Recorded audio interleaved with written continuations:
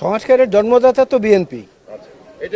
2030 vision, শহীদ জিয়াউর রহমানের 19 দফা এবং সর্বশেষ আমাদের পরিণত 27 দফা এবং আন্দোলনরত দলগুলোর সঙ্গে মিলে উপসংহারে এসে 31 দফা। তো সংস্কার শব্দ এবং সংস্কারের যে আকৃতি, এটা তো বিএনপির হাতে তৈরি। সুতরাং আমরা সেই সংস্কারের পক্ষে থাকবো না এমনটা তো চিন্তা করাই দোষণীয়। এই সংস্কারের মধ্যে এসে পরবর্তীতে যোগ দিয়েছে বৈষম্য বিরোধী ছাত্র আন্দোলনের সাহসী নেতারা এবং আজকের এই অন্তর্বর্তীকালীন সরকার। সুতরাং লক্ষ্য তো সবার এক, কিন্তু অন্তহীন সময় তো সেজন্য সংস্কারের জন্য নেওয়া উচিত হবে না।